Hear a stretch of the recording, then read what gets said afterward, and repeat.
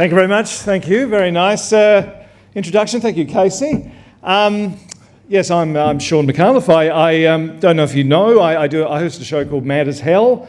If you've, thank you. Thank you. That's 20 people. For those of you who don't know, it's kind of like Mad as Hell is a sort of comedy version of The Weekly.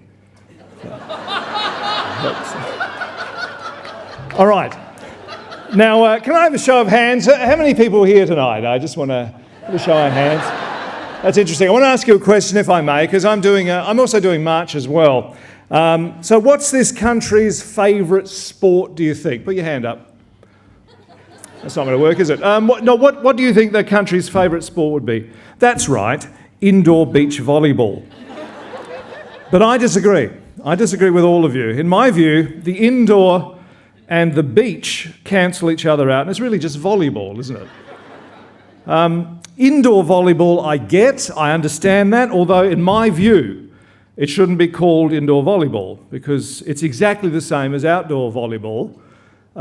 It's not like indoor cricket where there are different rules. So I would understand why you would call indoor cricket to distinguish it from the larger game played outside. We don't call our swimming events indoor swimming, do we? It's called swimming. Beach volleyball, I've never really understood. It's an actual Olympic sport. Don't know if you know that. But just because you play an existing sport on a different surface doesn't make it a different sport, in my view. Now you might say, what about water polo? Shaun, you idiot, that's a sport that becomes a sport when you play it on a different surface. Well, first of all, how dare you? And secondly, I'd like to point out that it's not played on the surface of the water, is it? It's played sort of at least half under the water surface. And it's not really polo anyway, it's like football but without kicking. Sort of swimming without rackets. Tennis without rackets, I should say. Volleyball with soccer goals, if you will. Floor gymnastics is another exception that proves the rule, obviously. Anyway, the second favourite sport's the one I want to talk about. I want to talk about what I just spent 5 minutes talking about. I want to talk about the second favourite sport in this country, which of course is cricket. And this year, as you might recall, in March, we had the ball tampering fiasco. And thank you. The ghost of Richie Benno is up here, ladies and gentlemen, there in the gods there. Now, I'd like to talk about this because it's an important thing, and everybody had an opinion about it. Even if, like me, you've never watched a game of cricket in your life, you had an opinion. So it went to our national psyche, I think. It scarred us. And I'm hopeful that this piece here, ladies and gentlemen, that I'm going to perform for you now will rub some vitamin A cream into our scarred national psyche. So everyone had an opinion, even John Howard, perhaps our greatest, some say living, Prime Minister, had an opinion. And what I'd like to do is, he spoke to us on Mad as Hell earlier this year in March, and thanks to the Freedom of Information Act, I have a transcript that I'd like to share with you now, if I may, of that conversation. All right. Thank you very much, Mr. Howard. Thank you, Shaun. Mr. Howard, we've never actually had you on the show before. It's usually just a bad impression by me. I know. It's a pleasure to be here, Shaun. I enjoy watching Mad as Hell of a Wednesday. Jeanette's not too keen on it. She usually goes off to the rumpus room to watch the wrestling. Oh, you've got a TV in your rumpus room? No.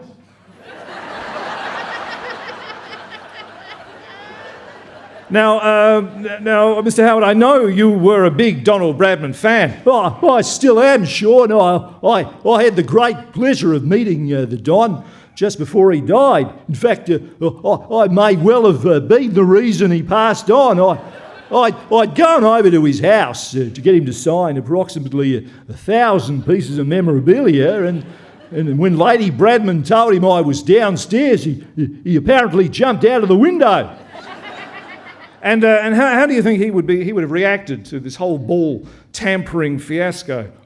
Knowing the Don as well as I did, which was pretty well considering we barely met, I think he'd have been spinning in his grave like a turbine. He'd have been burrowing his way out of his grave to rise again from the earth and wreak vengeance on all of those who had sullied the good name of Australia's greatest sport. What, he would have haunted them, do you think?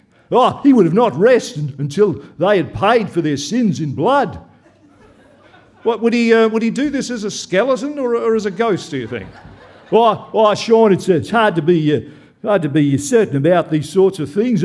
His body was previously interred in Centennial Park Cemetery in Adelaide, so I think not having a corporeal presence would enable him to travel with greater ease.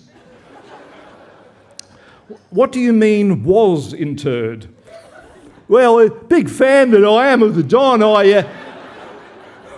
I arranged to have his body dug up and transported to a crypt in my basement, where I sometimes, when Jeanetta's at book club or at spin class or what have you, I visit him in the dead of night and dance about with his bones, sometimes strapping his skull on top of mine and driving through the neighbourhood singing, "Yeah, Don Bradman" at the top of my lungs and egging various public monuments.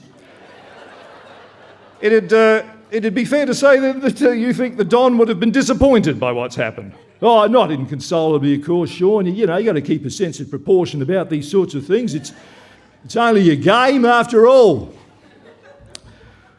And at that point, it runs out. I was only going to be short. Thank you very much. A Merry Christmas to you, ladies and gentlemen.